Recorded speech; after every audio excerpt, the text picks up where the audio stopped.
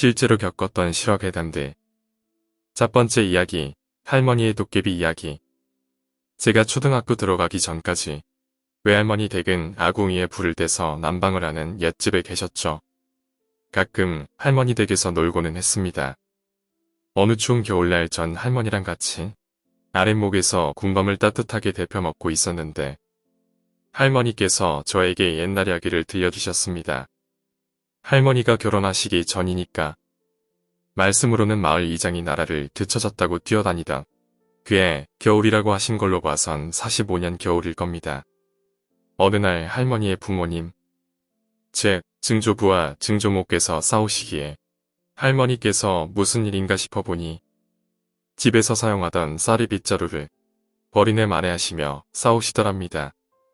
증조부께서는 쌀이 나무 몇 개 꺾고 오면 더 사용할 수 있으니 버리지 말자는 쪽이셨고 증조모께서는 20년 넘게 사용했으니 도깨비가 무슨 장난을 할지 모르니 불태워버려야 한다고 하셨다는데 증조부께서는 요즘 세상에 무슨 도깨비냐며 안 그래도 버리가 시원치 않은데 하나라도 아껴야 한다고 강하게 나오셔서 문제의 쌀이 빗자루는 그냥 쓰는 걸로 결론이 났습니다. 한동안은 별일 없이 어제가 오늘과 같은 나날이었답니다. 그러던 어느 한방눈 내리던 늦은 밤이었답니다. 부엌에서 들려오는 요란한 소리에 잠에서 깬 할머니가 눈을 돌려 방을 살피니 증조모와 증조부께서 일어나 앉아 계셨답니다.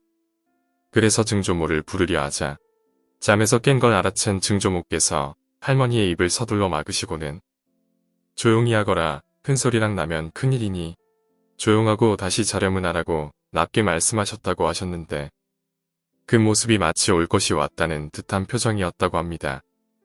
밤새 들리는 요란한 소리를 자장가 삼아 잠이 드셨던 할머니는 늘 그렇듯 그날 쓸 물을 길러가기 위해 부엌에 물동이를 가지러 가셨다가 엉망이 된 부엌에 깜짝 놀라 증조모님을 깨우자 증조모께서 하시는 말이 내비둬라, 밤새 도깨비가 놀다 갔으니 엉망일게 뻔한데 오늘은 내가 알아서 할 테니 아버지랑 같이 돼지고기를 사오거라. 이렇게 말씀하시기에 증조부와 함께 읍으로 나가 고기를 사오셨답니다. 그렇게 고기를 사오는 동안 증조모께서는 부엌을 정리하셨다는데 무쇠강화 솥뚜껑은 차곡차곡 접혀 사각형이 되어 있어 도저히 어쩌지 못하고 계시더랍니다. 요즘 만들어 쓰는 가마솥은 그때 쓰던 가마솥에 비해 두께도 얇고 가볍고 특히 뚜껑은 그때 사용하던 것을 옮기려면 장정 4명이 붙어 낑낑 들 정도로 무거웠는데 그걸 부러뜨린 것도 아니고 고이고이 접어놨더랍니다. 그 모습을 보던 증조부께서는 한상 푸짐하게 차려놓으면 도깨비가 먹고 나서 다시 펴놓을 거라고 이장님이 말씀하셨으니 음식이나 푸짐하게 하라고 하셨답니다. 그래서 증조모께서는 이웃집 아궁이를 빌려 잔치상을 하나 크게 마련하여 부엌에 갖다 놓고는 집 뒷뜰에 있던 수양동이를 독재로 부엌에 가져다 놓으셨답니다. 그 후 간단히 저녁을 드시고는 방문과 보뚜막 문을 꼭 걸어 잠그고 잠이 들었는데 아침이 되어 부엌을 가보니 차려놓은 많은 음식은 모두 비워져 있었고 술뚝 안의 술은 한 방울도 남지 않은 채로 놓여져 있었고 무쇠솥뚜껑은 언제 그랬냐는 듯이 멀쩡하게 펴져 있었는데 접혀 있었던 거라고는 상상도 안 갈 정도로 흔적조차 없었다고 합니다. 그리고 그날 증조부께서 쌀이 빗자루를 불에 태워 그 재를 마을 냇가에 버리신 뒤에 그러한 일은 다시는 없었다고 합니다. 어렸을 적 할머니께서 하신 도깨비 이야기입니다. 두 번째 이야기, 물귀신. 대학교 1학년 여름방학이었습니다. 알바도 이틀 정도 쉬는 날이었고 과제도 할 건 다 한 상태라 방 안에서 자기 혼자 열정적으로 떠드는 TV만을 멍하니 보고 있었습니다. 그러다가 뜬금없이 계곡에 놀러갈까 라는 생각이 들었고 바로 집안을 샅샅이 뒤져서 준비를 했습니다. 다행히 기본적인 캠핑 용품이 있었고 친구 놈들을 붙잡아서 갈까 하다가 그냥 혼자 가서 가볍게 1박하고 오기로 결정하고 길을 나섰습니다. 가는 길에 마트에 들려 쌈채소, 쌈장과 소금 등을 구매하였고 버스와 도보로 약 50분의 시간을 들여 산속 계곡에 들어갔습니다. 아무 생각 없이 간터라 별 기대는 안 했는데 물도 무릎에서 반뼘 정도 위로 오는 정도라 깊지 않고 물살도 그리 빠르지 않았고 한쪽 편에는 텐트를 치기에 무난한 자갈밭도 있었습니다만 그늘 친 곳이 많지 않았음에도 불구하고 습기가 많았다는 점과 좀 더 위에 매우 깊어 보이는 물이 있었다는 게 좀 불안했지만 다른 곳을 가자니 시간이 부족할 것 같아서 그냥 자리를 잡았습니다. 그렇게 자리를 다 잡고 텐트도 친 다음 저 혼자 수영도 하고 다슬기도 잡고 고기도 구워 먹는 등 재미있게 보냈습니다. 그러다 보니 시간이 벌써 어두워지기에 먹고 있던 고기를 정리하고 램프를 켜고 주변 정리를 하면서 텐트 주변에 소금을 뿌려두었습니다. 그리고는 그냥 하염없이 조금씩 밝아오는 별과 달빛을 보면서 맥주에 과자를 먹고 있었습니다. 그렇게 얼마쯤 지났을까요? 문득 누군가가 절 바라보고 있다는 느낌이 들어 주변을 두리번거렸지만 눈이 익숙해지지 않아서였는지 그냥 어두운 주변만 보였을 뿐 사람은 보이지 않아서 단지 기분 탓으로 생각하고 다시금 혼자만의 시간을 즐기기 시작했습니다. 또 얼마의 시간이 지났는지는 모르지만 조금 전과는 확연히 다를 정도로 강한 시선을 느껴 자리에서 벌떡 일어나 다시금 주변을 살피기 시작했습니다. 처음과는 다르게 시선이 강하게 느껴졌기에 좀 더 신중히 살펴보던 저는 텐트의 좌측편, 그러니까 물이 깊어 보여 가지 않았던 곳에서 무언가가 서 있다라는 느낌을 받았습니다. 텐트에 걸어두었던 램프로 비춰보려 했지만 거리가 다소 멀어서 비추는데 실패하였고 무언가가 절 보고 있는 것을 확신할 수 있었습니다.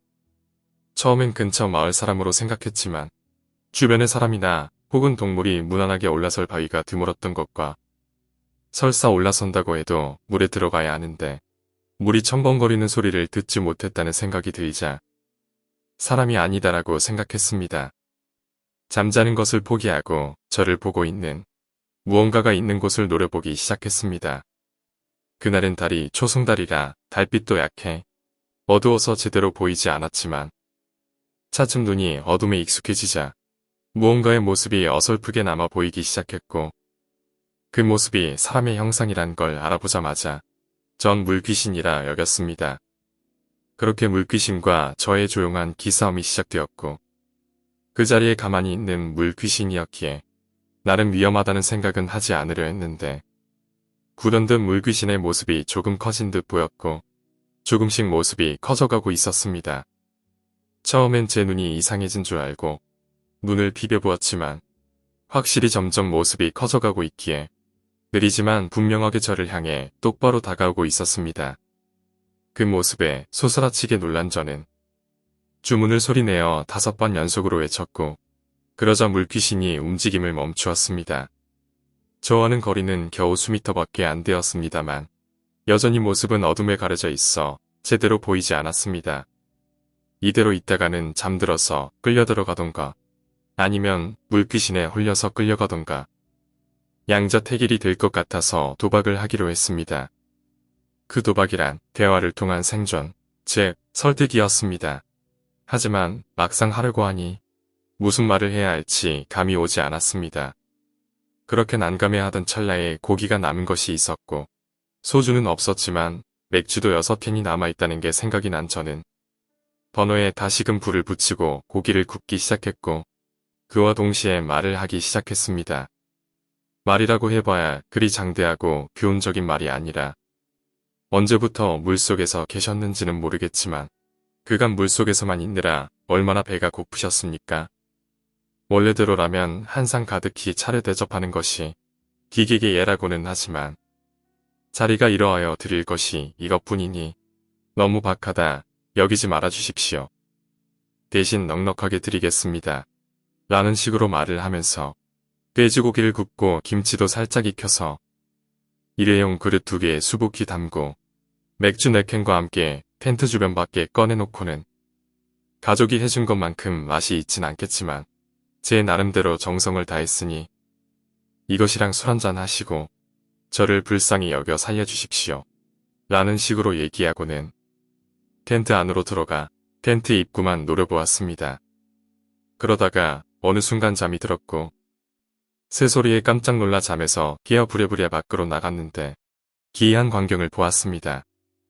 고기와 익힌 김치를 담았던 일회용 그릇이 깨끗하게 비워져 있을 뿐만 아니라 설거지를 하고 말린 듯이 기름기라고는 찾아볼 수 없을 정도로 말려져 있었고 맥주캔도 깨끗이 비워져 있는 채로 정돈된 채 놓여져 있는 모습을 보고 간신히 살았구나 라고 생각하고 짐을 챙겨 집으로 돌아왔습니다. 집안 물건을 마음대로 가져간 죄로 어머니의 등짝 스매시를 당했지요. 나중에 그 근처 마을에 찾아가 물어보니 옛날부터 물귀신이 있는 계곡이라는 말이 있고 마을 어르신 몇몇 분들도 보신 적이 있으며 먹을 것을 좋아하여 먹을 것을 주고서 풀려났다라는 얘기도 있는 나름의 명소였습니다. 오늘 이야기는 여기까지입니다. 오늘 이야기가 재미있으셨다면 구독과 좋아요, 댓글 부탁드립니다. 댓글은 저에게 큰 힘이 됩니다. 감사합니다.